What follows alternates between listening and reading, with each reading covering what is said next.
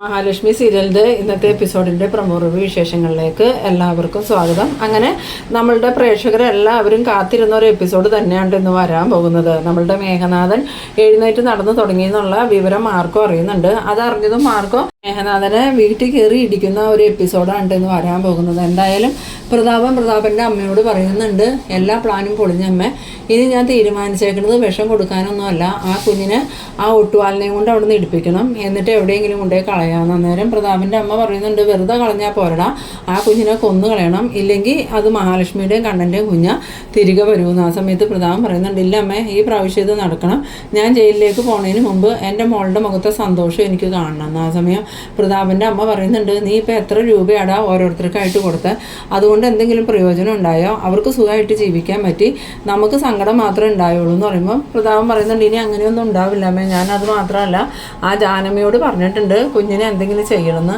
ഇല്ലെങ്കിൽ കൊടുത്ത പൈസ തിരിച്ചു തന്നെന്നും, ഇനിയിപ്പോൾ ആ കുഞ്ഞിനെ കൊല്ലാണെങ്കിൽ അവരുടെ മകൻ്റെ ചികിത്സയ്ക്ക് വേണ്ട ഫുൾ പൈസയും കൊടുക്കാം, ഭാവിയിലേക്ക് അവർക്ക് ആവശ്യമുള്ള എല്ലാ കാര്യങ്ങളും ചെയ്തു കൊടുക്കാമെന്ന് ഞാൻ പറഞ്ഞിട്ടുണ്ടെന്ന് പറയുമ്പോൾ പ്രതാപൻ്റെ അമ്മ ചോദിക്കുന്നുണ്ട്, നീ എന്തൊരു മണ്ടത്തരാടാ പറഞ്ഞ, അവരുടെ എല്ലാ കാര്യങ്ങളും നടത്തി കൊടുക്കാൻ നമ്മളെയും കൊണ്ട് പറ്റുമോ എന്ന് ചോദിക്കുമ്പം അമ്മയ്ക്ക് എന്തേ, ഞാനത് ചെയ്യാൻ വേണ്ടി പറഞ്ഞതൊന്നുമല്ല, അവരെ വിശ്വസിപ്പിക്കാൻ വേണ്ടി വെറുതെ പറഞ്ഞതേ ഉള്ളൂ, ഞാൻ അവർക്കൊന്നും കൊടുക്കാനൊന്നും പോകുന്നില്ല എന്ന്. അങ്ങനെ പ്രതാപൻ അകത്തേക്ക് കയറി പോകുന്നുണ്ട്. അകത്ത് ചെല്ലുമ്പോൾ മോഹിനിനെ കാണുന്നുണ്ട്. മോഹിനി പ്രതാപനെ കണ്ടതും ഉണ്ണി ആസ്പത്രിയിൽ നിന്ന് പോയോ എന്ന് ചോദിക്കുമ്പോൾ ഉവ്വ പോയി, എന്തേടി അവനവിടെ നിന്ന് പോകണ്ടായിരുന്നോ എന്ന് ചോദിക്കുമ്പം അതല്ല, ഉണ്ണി ആസ്പത്രിയിലാണെന്ന് പറഞ്ഞല്ലോ, അപ്പോൾ അവനക്ക് ഇപ്പം എങ്ങനെയുണ്ടെന്ന് അറിയാൻ വേണ്ടി ഞാൻ ചോദിച്ചതാണെന്ന് പറഞ്ഞതും ഇപ്പം അവനക്ക് കുഴപ്പമൊന്നുമില്ല, അവൻ എഴുന്നേറ്റ് നടന്നു തുടങ്ങി. ആ സമയത്ത് മോഹിനി പറയുന്നുണ്ട്, ഇനി കണ്ണനെ മഹാലക്ഷ്മിനെ ഉപദ്രവിക്കാതെ നല്ല രീതിയിൽ പോവുകയാണെങ്കിൽ ഉണ്ണിക്ക് കണ്ണൻ തന്നെ എല്ലാ കാര്യങ്ങളും ചെയ്തു കൊടുത്തോളും, അതല്ല അവരെ ഉപദ്രവിക്കാനാണ് ശ്രമിക്കണമെങ്കിൽ മിക്കവാറും കരുണേനെയും ഉണ്ണീനെയും കണ്ണനും മഹാലക്ഷ്മിയും അവിടെ നിന്ന് പുറത്താക്കും. ആ സമയത്ത് ഈ പ്രതാപം പറയുന്നുണ്ട്, നിനക്കും അത് തന്നെയല്ലേ ആഗ്രഹം, നീ നിൻ്റെ മൂത്ത മകളെ മാത്രമല്ലേ സ്നേഹിക്കണുള്ളൂ, എൻ്റെ കുഞ്ഞിനെ നിനക്ക് ഒരിക്കലും ഇഷ്ടം ഉണ്ടായിരുന്നില്ലല്ലോ എന്ന് പറയുമ്പോൾ മോഹിനി പറയുന്നുണ്ട്, നിങ്ങളുടെ മാത്രം കുഞ്ഞല്ലാതെ എൻ്റെ മോളെ കരുണ, പക്ഷേ നിങ്ങൾ ഒരിക്കലും എൻ്റെ മോളായിട്ട് അവളെ വളർത്തിയിട്ടില്ല, നിങ്ങളുടെ അച്ഛൻ്റെയും മുത്തശ്ശിയുടെയും വാശിക്കാണ് നിങ്ങൾ അവളെ വളർത്തിയത്, അതുകൊണ്ട് അവളുടെ സ്വഭാവം ഇത്രയും മോശമായി പോയത്, അവൾ മഹാലക്ഷ്മിയും കണ്ണനെ സ്നേഹിച്ച് ജീവിക്കുകയാണെങ്കിൽ ഇതുപോലെ ഭാഗ്യമുള്ളൊരു പെങ്കൊച്ച് വേറെ ഉണ്ടാവില്ല എന്ന് പറയുമ്പോൾ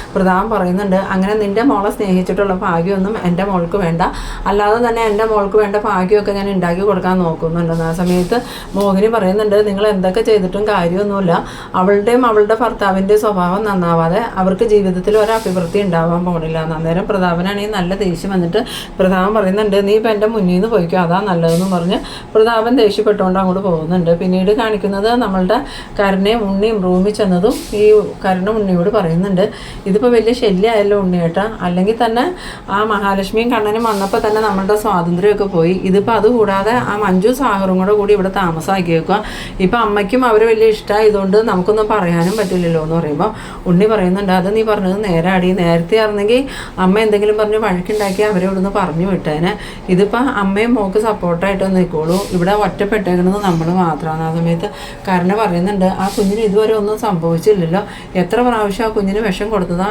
എന്നിട്ടും ആ കുഞ്ഞ് മരിച്ചിട്ടില്ല എന്ന് പറയുമ്പോൾ ഉണ്ണി പറയുന്നുണ്ട്, ഞാൻ അപ്പോഴേ പറഞ്ഞില്ലേ അത് കണ്ണൻ്റെയും മഹാലക്ഷ്മിയുടെയും കുഞ്ഞാണ്, കണ്ണനെയും മഹാലക്ഷ്മിയെ നമ്മൾ എത്ര പ്രാവശ്യം കൊല്ലാൻ നോക്കി എന്നിട്ട് അവർ മരിച്ചോ, അപ്പോൾ പിന്നെ അവരുടെ കുഞ്ഞിനെ കൊല്ലാൻ നോക്കിയാൽ അത് നടക്കുമെന്ന്. ആ സമയം കാരണം പറയുന്നുണ്ട്, എന്തായാലും ഞാനൊന്ന് താഴേക്ക് ചെല്ലട്ടെ, അവരെന്തെങ്കിലും വിചാരിക്കൂലേ, ഞാൻ ആ കുഞ്ഞിനെ ഇതുവരെ എടുത്തിട്ടൊന്നുമില്ല, ഒന്ന് ആ കുഞ്ഞിനെ ശരിക്കും കാണണം, എന്നിട്ട് ആ കുഞ്ഞിനെ ഏത് രീതിയിൽ കൊല്ലാൻ പറ്റുമെന്നൊക്കെ നോക്കട്ടെ എന്ന് പറയുമ്പോൾ ഉണ്ണി പറയുന്നുണ്ട്, ഇപ്പം നീ അങ്ങോട്ട് ചെല്ലാതിരിക്കണേ നല്ലത്, അവിടെ മഞ്ജു ഉണ്ട്, മഞ്ജു ആ കുഞ്ഞിനെ നിനക്ക് തരുമെന്ന് നിനക്ക് തോന്നുന്നുണ്ടോ എന്ന് ചോദിക്കുമ്പം ഇല്ല ഉണ്ണിയേട്ടാ, ഞാൻ അവരുടെ അടുത്ത് നല്ലോണം സ്നേഹമൊക്കെ അഭിനയിച്ച് നോക്കാം, അങ്ങനെ ആ കുഞ്ഞിനെ കയ്യിലേക്ക് കിട്ടുകയാണെങ്കിൽ ഞാൻ അതിനെയും കൊണ്ട് ഇങ്ങോട്ട് വരാം, എന്നിട്ട് നമുക്ക് എന്തെങ്കിലും ചെയ്യാൻ പറ്റുമെന്ന് നോക്കാമെന്ന് പറയുമ്പോൾ ഉണ്ണി പറയുന്നുണ്ട്, നീ എന്ത് മണ്ടത്തര കരുണ ഈ പറയണേ, ഇവിടെ വെച്ച് നീ ആ കുഞ്ഞിനെ എന്തെങ്കിലും ചെയ്തിട്ടുണ്ടെങ്കിൽ പിന്നെ നിൻ്റെ ജീവിതം ജയിലിലായിരിക്കും. ആ സമയത്ത് കരുണ പറയുന്നുണ്ട്, അവരുടെ സന്തോഷം ഇല്ലാണ്ടായിട്ട് എനിക്ക് ജയിലിൽ പോയാലും കുഴപ്പമൊന്നുമില്ല എന്ന്.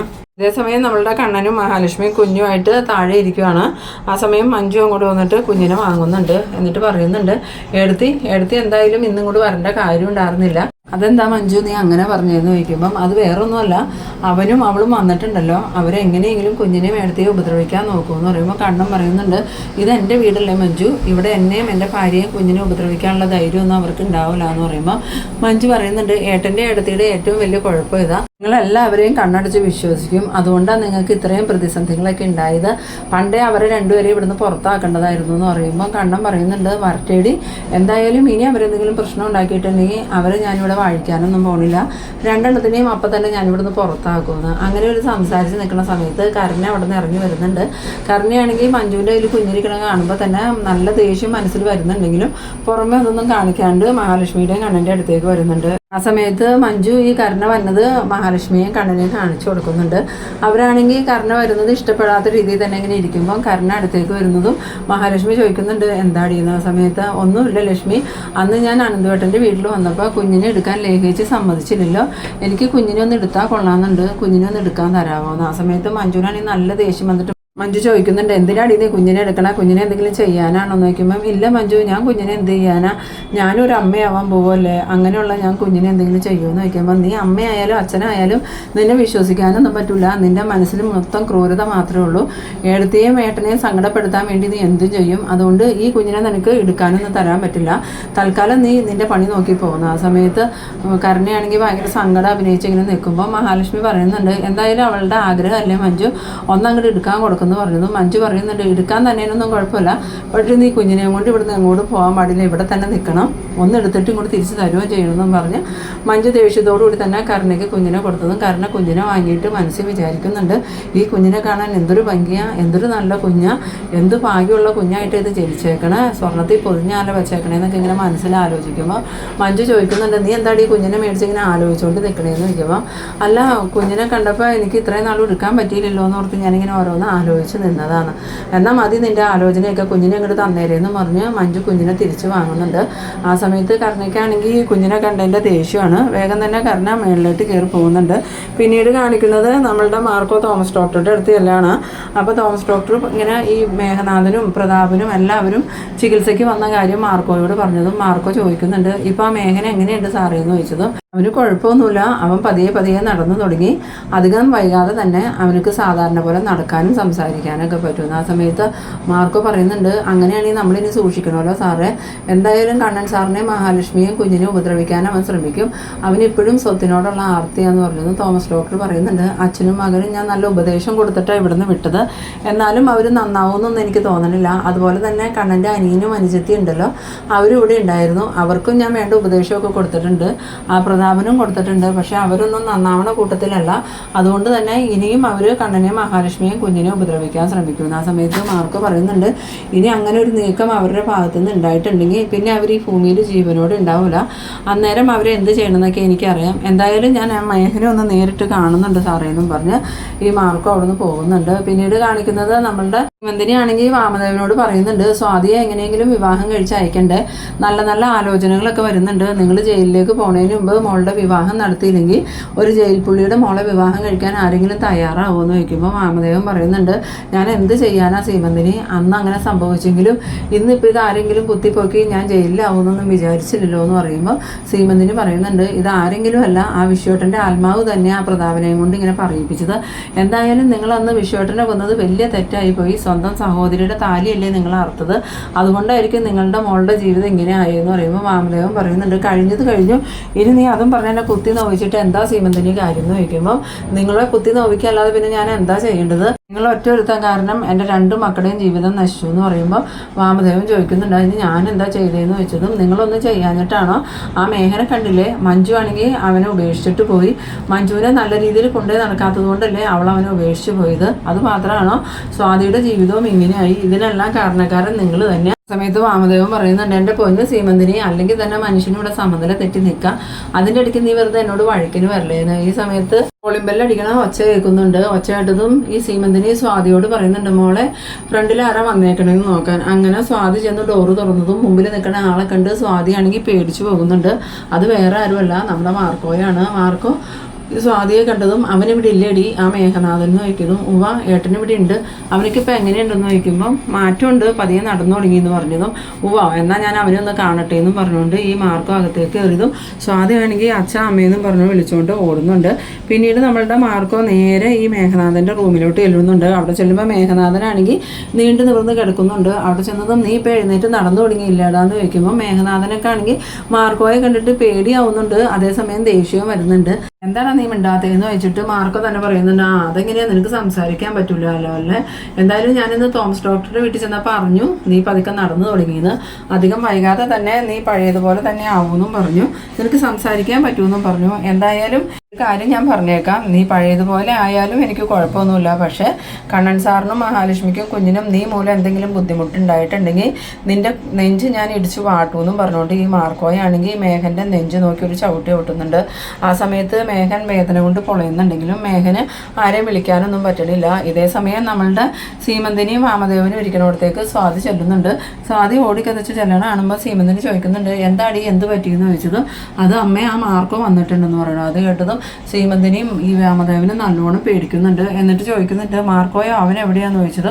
ഏട്ടൻ്റെ റൂമിലേക്ക് പോയിട്ടുണ്ടെന്ന് പറയണം. അങ്ങനെ ശ്രീമന്തിനിയും വാമദേവനും ഓടി മേഘൻ്റെ റൂമിൽ ചെല്ലുമ്പോൾ അവിടെ മാർക്കോയാണെങ്കിൽ മേഘൻ്റെ നെഞ്ചിൽ കാല് വെച്ചുകൊണ്ട് നിൽക്കുന്ന ആ ഒരു കാഴ്ചയാണ് കാണുന്നത്. അത് കണ്ടതും വാമദേവൻ പറയുന്നുണ്ട്, മാർക്കോ മോനെ അവനൊന്നും ചെയ്യല്ലേടാ, അവനിപ്പോൾ തന്നെ പതിയെ നടന്നു തുടങ്ങിയിട്ടുള്ളൂ എന്ന് പറഞ്ഞതും മാർക്കോ പറയുന്നുണ്ട്, ഇവൻ നടന്നു തുടങ്ങിയ വിവരം അറിഞ്ഞിട്ട് തന്നെയാണ് ഞാൻ ഇങ്ങോട്ട് വന്നത്.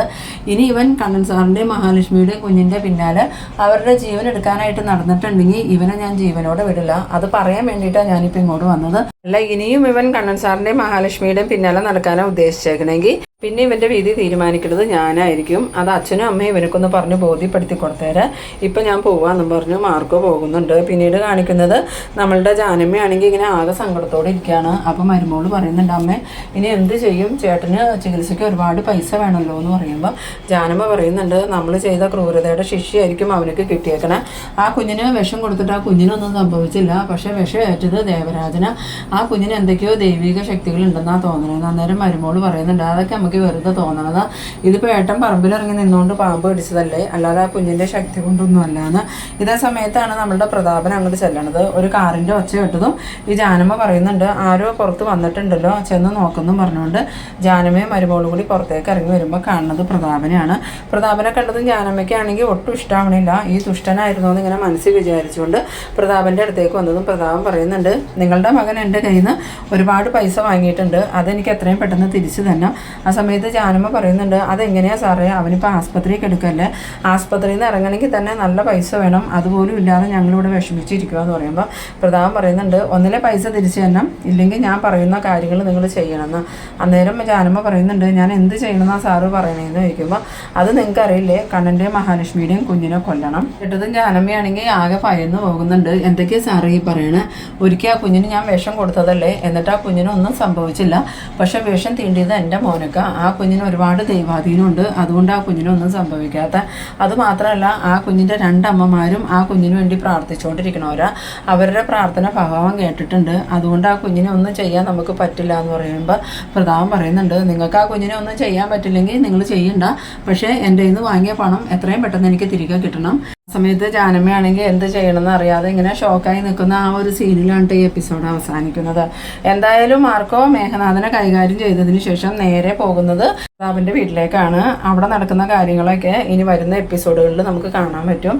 അപ്പോൾ നിങ്ങൾ എൻ്റെ വീഡിയോ ആദ്യമായിട്ടൊക്കെ കാണുന്നവരാണെങ്കിൽ ചാനലൊന്ന് സബ്സ്ക്രൈബ് ചെയ്യാനും ഇഷ്ടമായ ലൈക്ക് ചെയ്യാനും ഷെയർ ചെയ്യാനും മറക്കരുത്. അപ്പോൾ ഇതുപോലെ ഇൻട്രസ്റ്റിംഗ് ആയിട്ടുള്ള അടുത്തൊരു എപ്പിസോഡുമായി നമുക്ക് വീണ്ടും കാണാം. അതുവരേക്കും ബൈ ബൈ.